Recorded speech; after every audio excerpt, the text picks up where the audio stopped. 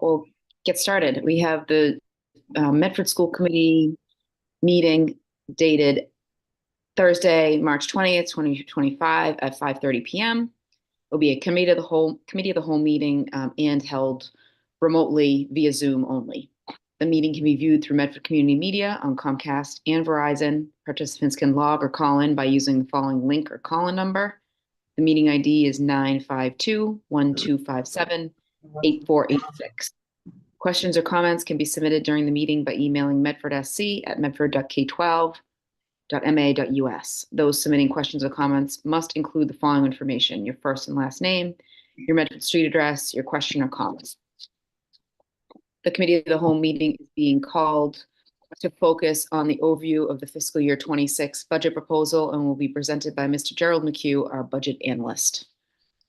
And I'll ask Member Russo to call the roll before we turn it over to you, Mr. McHugh. Thank you. Member Brandley. Yeah, hello, present. Yes, hello, present. Member Graham. Member Graham. My button's not working here. Member Antapa. Here. Member Olopade.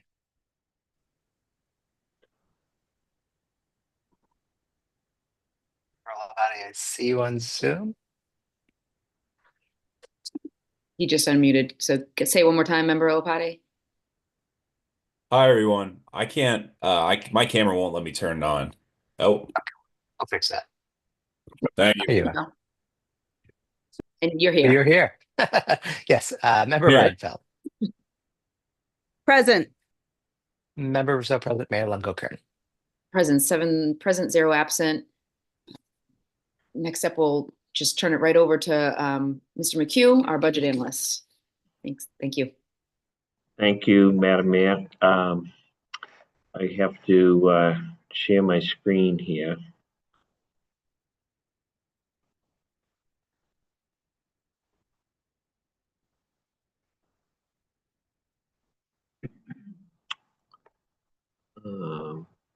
Share screen.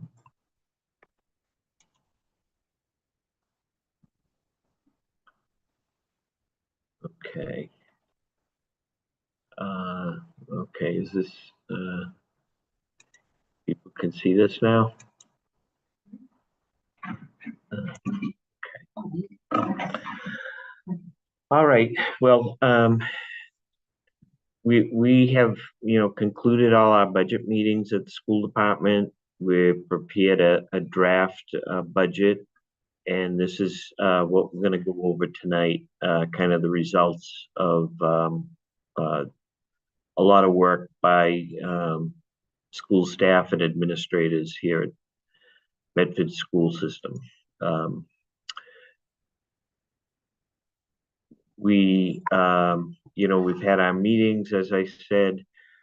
As we talked about at the last committee of the whole, there were a number of new positions requested by principals and by directors. We are taking the position that,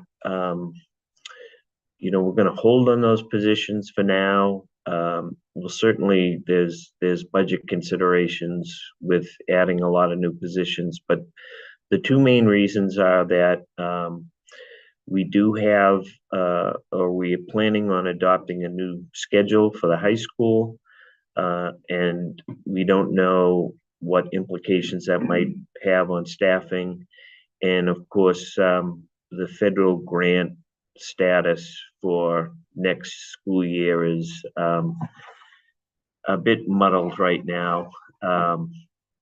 I suspect that as we get closer to the summer, DESE may be able to give us some guidance on the status of those grants. We are planning as if we're going to receive the grants we have this year, next year, but it's something that we're closely monitoring. And I will say, as you'll see, is that we are not contemplating any across the board staffing cuts that were necessary to balance the FY25 budget. So, basically the budget is in a lot better shape in FY25. So, the majority of the current staffing is funded in the budget proposal. The first two categories is that we have to increase our current budgets to account for contract labor agreements that are expiring on June 30, and negotiations with those unions are underway. And we also have to adjust line items to take into account step increases that many staff are entitled to pursuant to their collective bargaining agreements. Any salary adjustments that were made during the year have to be accounted for in FY26, and any salary annualizations also have to be accounted for. We're going to go through a list of budget adjustments that are necessary because the current budgets are not aligned with their spending. We have one change we want to make due to food service regulations, and in a couple of instances, we've lost grant funding, and we're going to account for that in FY26. So the first line is to adjust the athletic budget by $32,500, and this some line items within that budget have been level funded for a number of years. The coaches line and contract services in particular are not adjusted for the current level of spending, the number of teams where that are competing, etc. So little boost for that. During the course of this year, we had to add 3 one-on-one para positions, and this is mainly due to new students that entered our district with these positions on the IEPs. So we're required to put those on. They're currently working this year, and we're going to adjust the budget next year to make sure there's funding for them. We do currently Medford charges its lunch monitors to the lunch fund, which is not appropriate or not allowed under the food service regulations. So we're proposing to shift those positions to the general fund. We lost grant funding for 2 important software applications that we use. One's called ST Math. The other is MAP assessment program. These are currently funded by grants this year. They're not eligible for grants next year, so we're going to include those in the budget. We have an administrative suite of software applications. Frontline is one. We have a internet service provider. We have cybersecurity applications, the ticketing system, the Raptor system for visitors. So these, all these applications were not fully funded, and we're taking money from other areas of the school budget. And so in 26, we want to get those applications fully funded and have the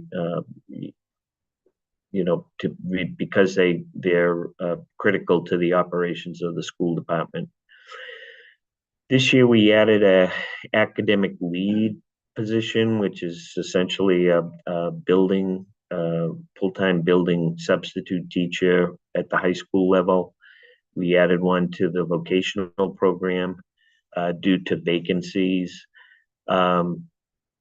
Some of the shops have a certain adult to student ratio attached to them. So when one teacher is out, it creates a problem, and it really became important to have a regular building sub for the vocational program that could learn the students, learn the programs that are offered there to support the director and the students. We've also, have a history of using nurse daily substitutes when there's absences to the extent that they're available. And we have never had a budget for that. So we're going to propose adding some money to the health services line to cover substitutes. For security monitors, we had kind of two separate issues. One, in the course of putting together this budget, we found that we did not sufficiently budget in FY25 for the number of security monitors we had. We had budgeted one less than we actually had on the rolls. And then during the course of FY25, we added a night shift security monitor because we had no way to provide coverage, dinner coverage for the other night shift security monitor. And in addition, there were concerns about a door that was unmonitored regularly over on the pool side of the building. So that person was able to monitor that door as well. So in FY26, going to fix those budgets by adding enough money to fund 14 security monitors district-wide. And then at the beginning of FY25, we engaged with City Year to have 2 schools receive City Year services. Those services are $100,000 per school. A portion of that $100,000 is charged to the before and after school program because their day overlaps into that program. But we essentially took money from our salary reserves to fund that this year. We want to restore that money back to the salary reserve budget, and so so we're looking to add the $130,000 to the 2 schools that receive those services. In addition, we've been working very hard with our buildings and grounds department to try to right size those budgets. This year we have some assistance from Paul Riggy from the city. He's been very helpful in doing this review of operations. But the 2 main areas that need funding this year are to really right size our maintenance budget. So I put here a list of just a variety of maintenance areas that have to be covered. And we've gone through and assigned them what we think is an appropriate budget. And out of that $457,000 increase, about $122,000 is attributable to more money for maintenance. We're establishing a grounds maintenance account, an equipment repair and replacement account, and then also to address the extraordinary maintenance needs or capital needs, sometimes they're called, in the schools, and looking at the capital plan that was approved by the school committee and other projects that came up in the course of budget development, essentially, and so we're looking to increase that extraordinary maintenance line by $330,000. In that, we desperately need to replace the air conditioning systems in our tech rooms. Almost all of them have failed, so we want to make sure we have enough money to go and begin to replace those. We're anticipating a replacement of a fire alarm panel at the Missatuck, and then as to establish some budget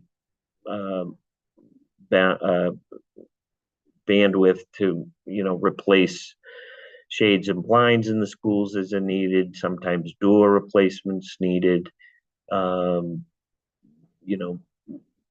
minor roof repairs, bike rack installations, things like that. We're looking to accomplish in 2026. We do have some new spending we're going to recommend within our network infrastructure. I should preface this by saying that we've captured all of the instructional software that we use, administrative software that we use. We've got them into their own accounts in the different programs that maintain these. And, it's almost $800,000 worth of software that is operated as necessary for instruction and school operations. So we're proposing a new position of Director of Network and Technology Services that can lead that area into the future, a network technician that will work alongside of the current position that we have. We have one position district-wide right now for network maintenance, and really have to build up some capacity in that area.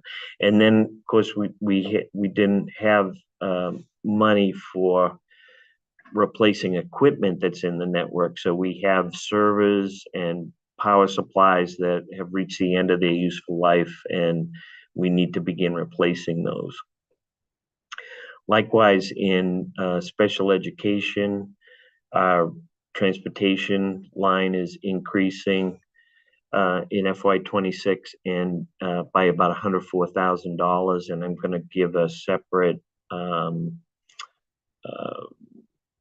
there's going to be separate slides for special education, tuition, and transportation a little bit later. Some students qualify for extended year programming, and those roles are increasing. So $53,000 of this amount is to accommodate those new students in extended year program. And then we have Project Transition that you might know about. This is a program for our 18 to 22 special needs students. It's, primarily focuses on life skills. And to this date, they did not have a budget. They kind of cobbled together budgets of funding from different sources. So $12,000, I think, is money well spent for this group of students.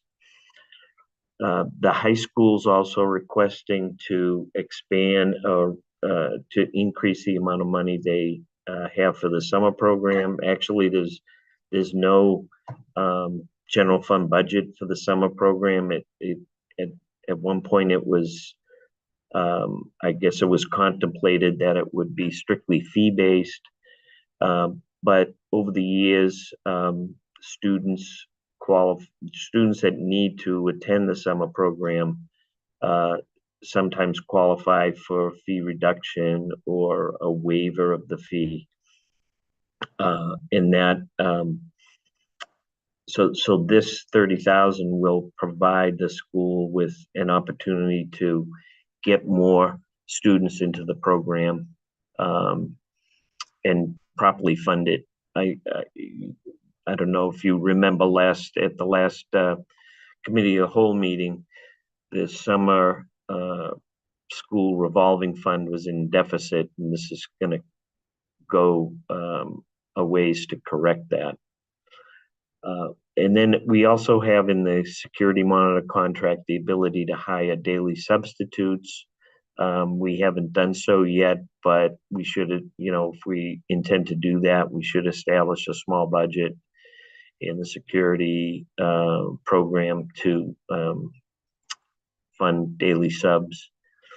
And then the guidance department would like to expand eligibility for PSA AT exams, trying to get more juniors and sophomores to be able to take that program. And the World Language Department would also like to expand their assessments down to 8th grade, so students entering high school can be properly placed in the right level for whatever language they're signing up for. So each of those categories was a $2,000 increase to their existing budgets. We do have a little bit of savings to put towards this to offset. We have a student, we don't anticipate right now needing a tuition and transportation allotment for out-of-district vocational student. We have one student now who we expect to graduate this year. We currently have 5 student supervisory assistant positions, one of them a vacant.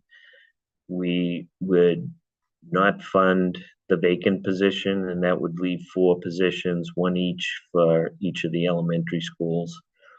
And then to fund the $30,000 summer program, we're going to reduce the supply budget at the high school principal's office, which I have discussed with the principal. That still leaves her with a healthy budget of about $93,000 after that. So we have a total savings of $101,000. So for special education, there were a couple of things happening in transportation and tuition that aren't going to be readily called out in the budget. One is that for our new special ed transportation contract, the rates went up significantly in FY25. It increased what we budgeted by almost $557,000. We had balances in our circuit breaker funds, which we used to close that gap this year. Next year, we will need to continue to use circuit breaker funds towards the transportation budget in the same amount. And then in our budget request, we're looking to add $104,000 to the general fund budget to cover the projected spending in FY26. Likewise, in tuition, in FY25, we had a $5.5 million budget for tuition. And the tuition budget is funded from 3 sources. 1, the general fund, 2, IDEA grant, and 3, circuit breaker funds. All the tuitions were increased by the state by 3.87%. We also adjusted the budget for graduating students, students that are aging out of the system, move-ins that happen this year that are responsibility of Medford now, and new placements from within our district. We did get a little bit lucky with this budget in that some of the students aging out are in residential programs, which are very expensive. So we actually had a drop in our overall tuition right now. Of course, next year we may bring new out-of-district placements at some point, but for now, we were able to level fund the general fund budget, and we'll continue to charge about $850,000 to IDEA, and then the remainder would be funded by circuit breaker.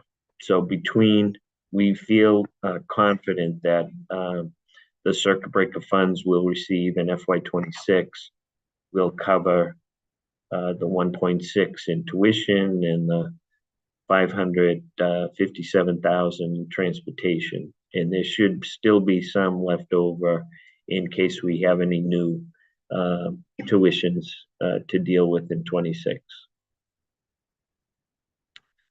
So this is just a summary of the grouping that we did. Our increase comes up to over $4.5 million, and we know that that's not going to be the budget that we get, but it's the budget that we would like to have based on the work we've done with staff. It's a 5.5% increase. It's about 2.8% more than the city has given us in a preliminary projected school budget.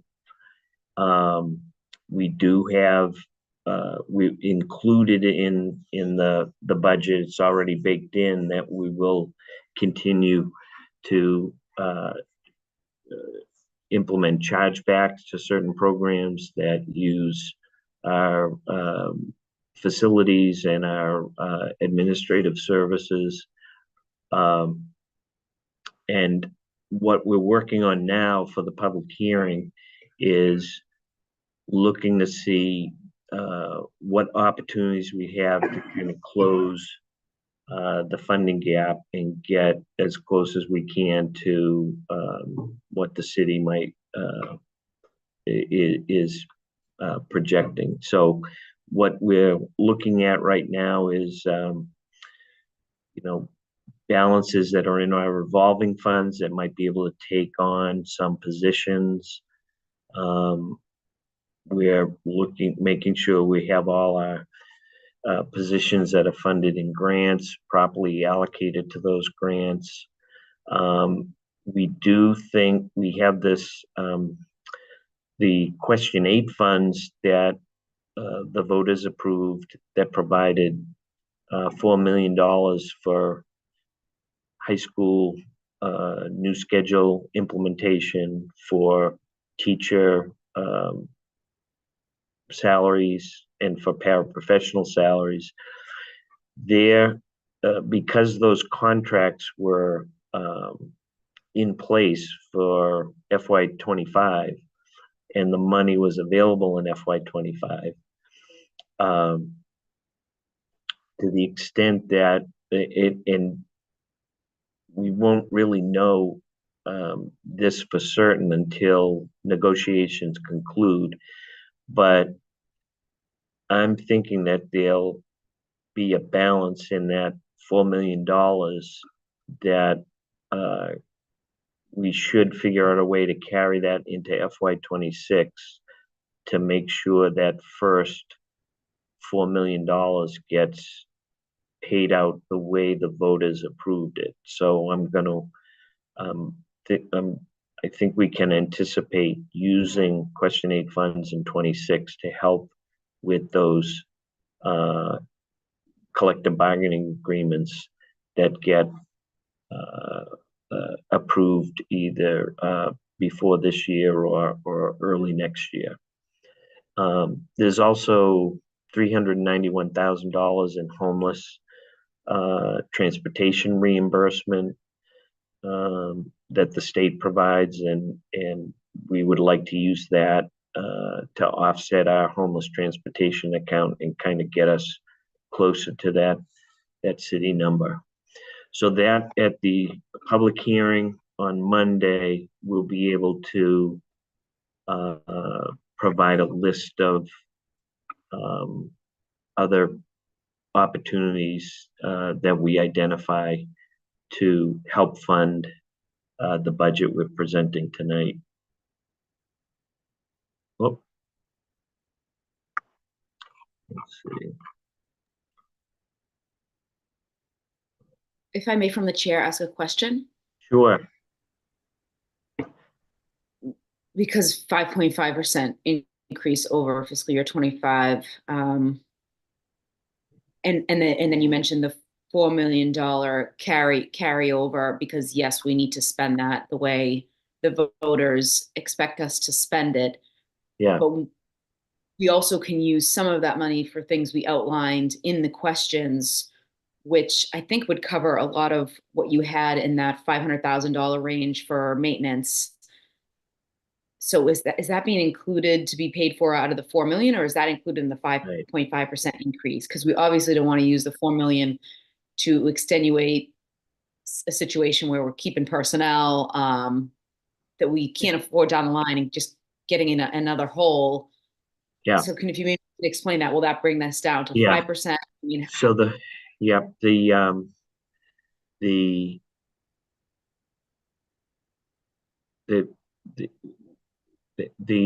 $4 million, we're not going to know until negotiations are settled, but we expect that a portion of that will be paid out in FY25, specifically, particularly for the schedule implementation. And it could be that some, in the final settlement, that some monies get paid out in 25. So I don't anticipate we'll have the whole 4 million, but there'll be there might be a balance to tap. And as far as the question 7 money, that's already kind of baked into the bottom line. It was used to we submitted a supplemental budget, so a lot of those positions and spending that got covered in the supplemental budget are being carried into FY26. So that money's basically accounted for. yes, I know the 3 million is accounted for. It's the 4 million. So are we reserving a certain portion for the contracts which aren't up until June 30th? I guess what one-time cost can we use so that it's not a 5.5% increase? Because we've been adding things. Yeah, this is our job tomorrow and over the weekend, is to see, what are the resources we can bring to bear to get that 5.5% down. So that's, that'll be our job to work on that. But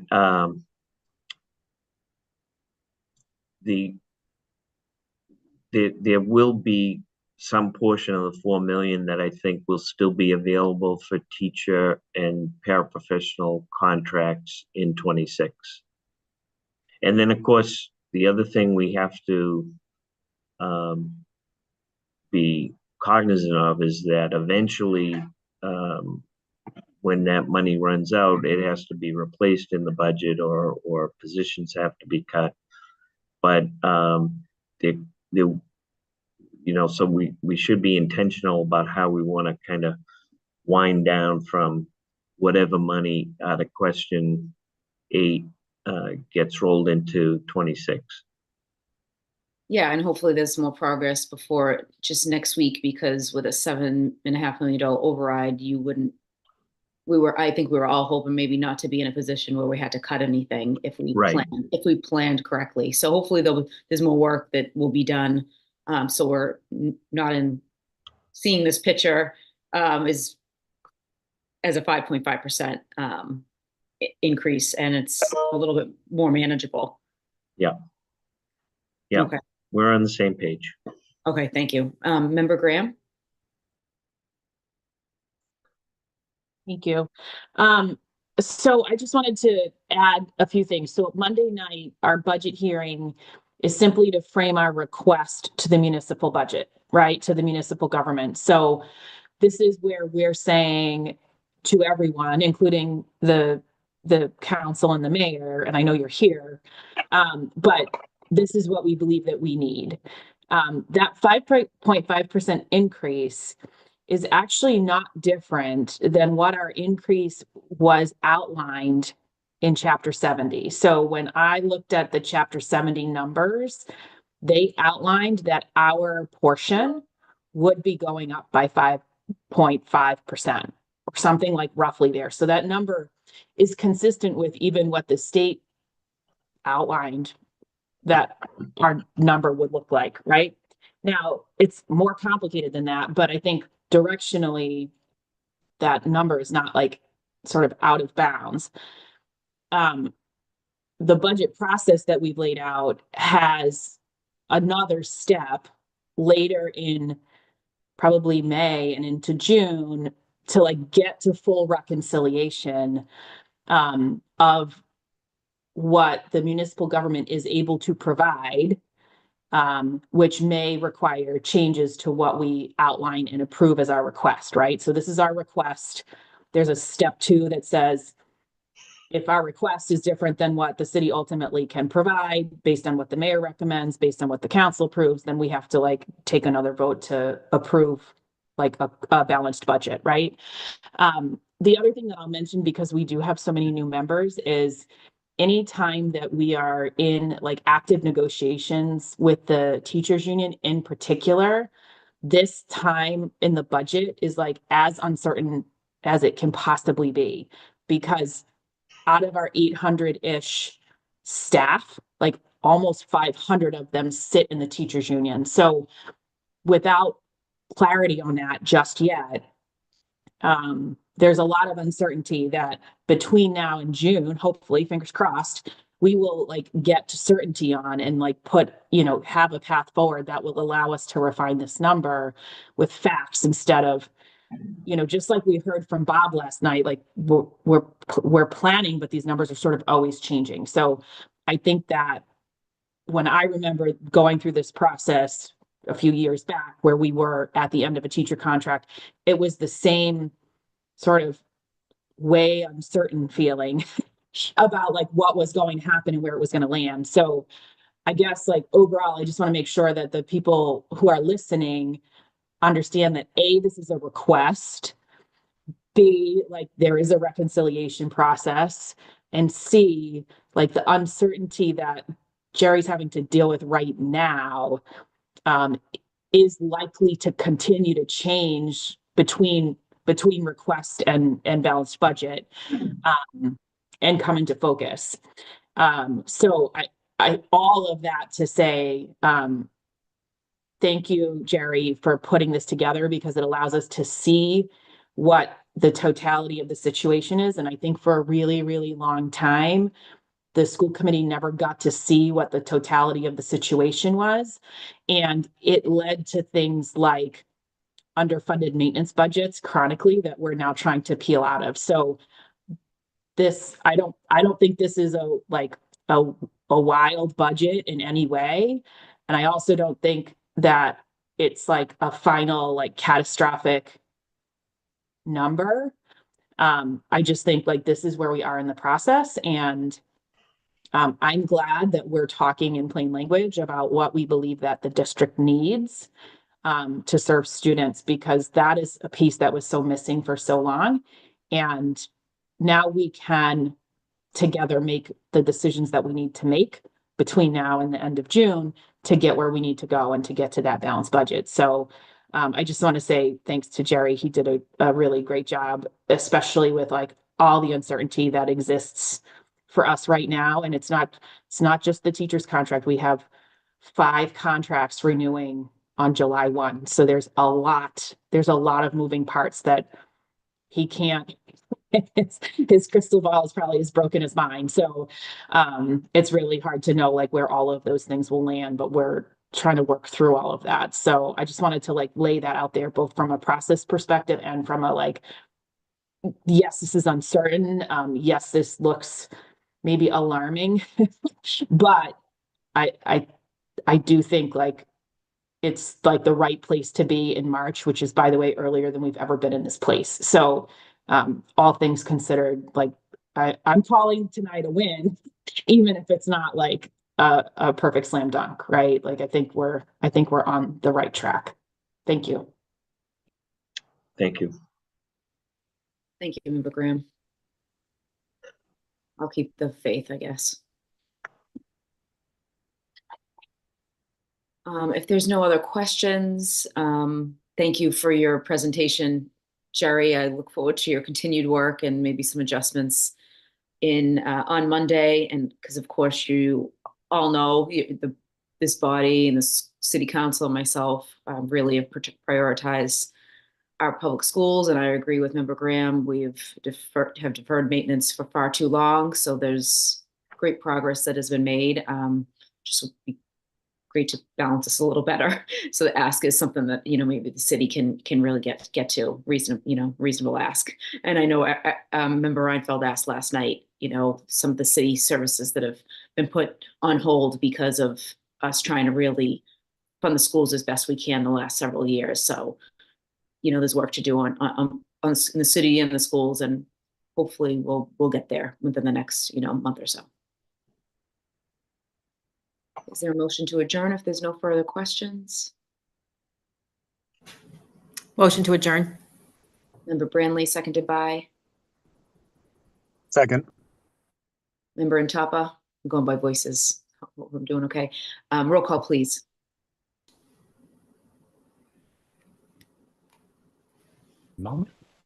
Member Branley, Yes.